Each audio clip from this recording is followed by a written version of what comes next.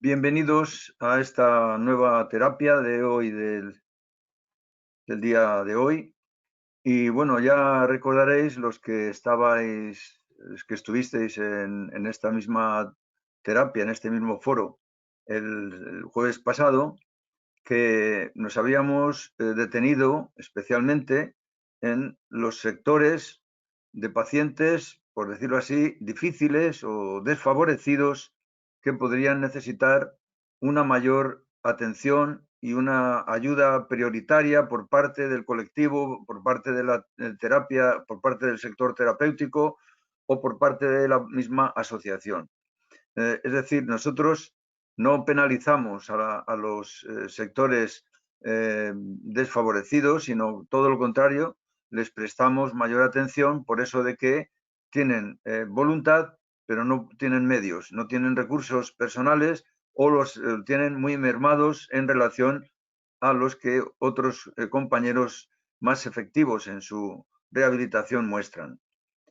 Por decirlo así, de alguna manera un poco axiomática, como lema, podríamos decir que nadie hace una mala rehabilitación porque quiere.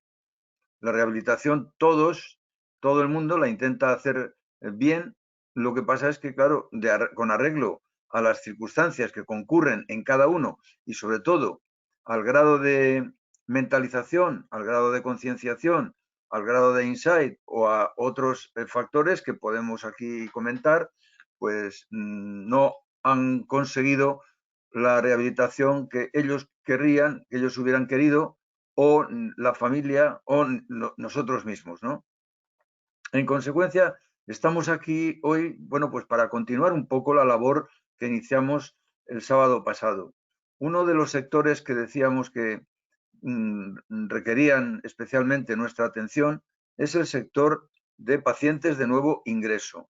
Ya sabemos que hay una terapia especial, una terapia específica para pacientes de nuevo ingreso y que en esta terapia de iniciación terapéutica, como se dice, estamos viendo pues a pacientes con todo tipo de sentimientos y de emociones de lo más diverso, pero en los que concurren fundamentalmente unos que vamos a comentar para que podamos saber hoy cómo se puede abordar el tratamiento y la rehabilitación de este sector de pacientes, los pacientes nuevos. Bien, en este tipo de pacientes concurren varios factores, entre los cuales el más importante es, claro está, el desconocimiento de la asociación. No conocen, no saben realmente ni por asomo de qué se trata esto de la rehabilitación, no conocen el grupo, vienen como forasteros, vienen como invitados y vienen un tanto asustados. Es decir, la emoción principal que predomina en este tipo de pacientes de nuevo ingreso es el sentimiento de susto, el sentimiento de expectativa un poco sobresaltada, ¿no? Es el sobresalto y es el susto. Es incluso la vivencia, el pensamiento de que son extraños al grupo, ven al grupo como un todo unitario, entre el que él parece como, o ella están un poco en desentono, ¿no? Parece como que hay una falta de sintonía entre el paciente que llega y el resto del grupo. De hecho, es un mecanismo de autoexclusión del diagnóstico y de lo que significa la asociación. Es decir, yo no pertenezco a esta asociación, no soy como estos otros o estas otras personas que yo estoy viendo por aquí. Yo, por lo tanto, no tengo por qué integrarme, no tengo por qué tampoco acercarme y, en definitiva, el proceso que es obligado de la adaptación al grupo y de integración en el grupo está enormemente dificultado. Estoy hablando de la gente en general, ¿no? Eh, si a esto le añadimos aspectos propios de la persona en los que, por ejemplo, se destaca un estado básico de inseguridad o de timidez o de fobia social o de alguna otra característica que hacen a la persona más proclive al solitarismo, a la soledad, a la autonomía, al retraimiento, al aislamiento, en definitiva, pues esto también produce una mayor dificultad en este sector de pacientes de nuevo ingreso. De modo que todo esto puede ocurrir en los pacientes de nuevo ingreso. Claro, evidentemente, en el caso de los pacientes nuevos hay este tipo de estado emocional o de estado de sentimientos, ¿no?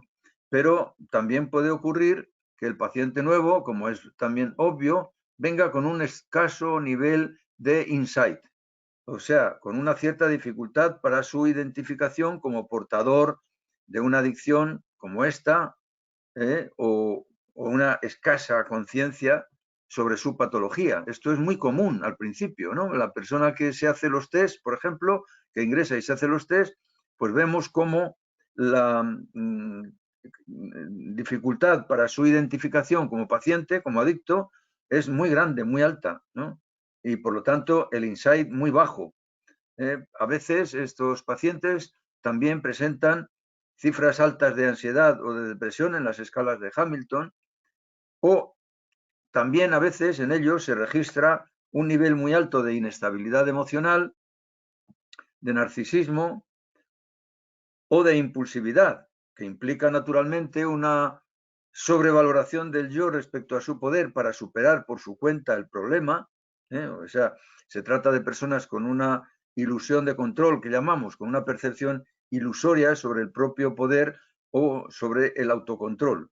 O por el contrario, personas que tienen muy bajo nivel de narcisismo, es decir, muy baja autoestima o muy bajo nivel de impulsividad, con lo cual se deduce que son personas que tienen escasez de asertividad, escasez de capacidad de firmeza, de resolución y en definitiva, de defender sus derechos o sus intereses por encima a veces de la opinión pública, por encima de la estigmatización que la sociedad aplica a este tipo de pacientes con adicciones, etcétera.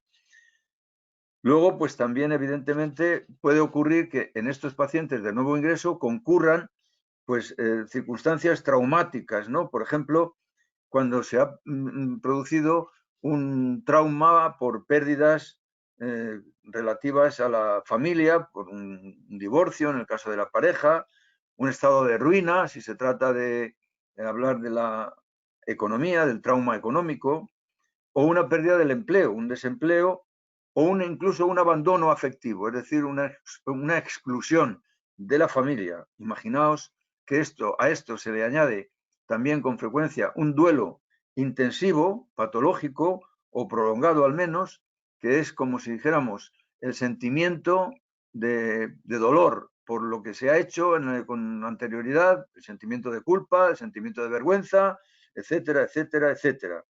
Y luego, pues naturalmente, también a esto hay que añadir los pacientes que, aunque no sean de nuevo ingreso, tienen una inclinación muy marcada al riesgo. Es decir, tienen una tendencia a ignorar las normas de prevención y de protección de la recaída, de modo que pasan, como si dijéramos, pasan olímpicamente del decálogo y de las normas asociativas. Finalmente, tenemos que añadir a este sector que estamos comentando de personas o pacientes desfavorecidos, el de aquellas personas que han tenido la desgracia de padecer una enfermedad física, como por ejemplo pueda ser la del coronavirus, en la propia persona o en la familia, ojo, en la familia también, o determinados accidentes que, por supuesto, rebajan el grado de resistencia de la persona. Podríamos decir que estos pacientes, con motivo de estas circunstancias que estoy yo comentando, pues tienen un nivel de resiliencia muy bajo, ¿no? Ahora, si queréis, amplío el concepto este de resiliencia en su aplicación a la rehabilitación de la patología del juego de azar. Esto lo haremos en el curso de la terapia, en la medida que vosotros, los que estáis aquí presentes, consideréis que es conveniente aclarar cuál es el concepto de resiliencia, qué significa y qué aplicación puede tener a la rehabilitación. al proceso de la rehabilitación. Ya os digo de antemano que es un concepto muy importante para la vida en general y para la rehabilitación en particular. De modo que, por lo tanto, sí que interesa tener un concepto exacto, un concepto justo y un concepto también muy adecuado de lo que es la resiliencia en rehabilitación.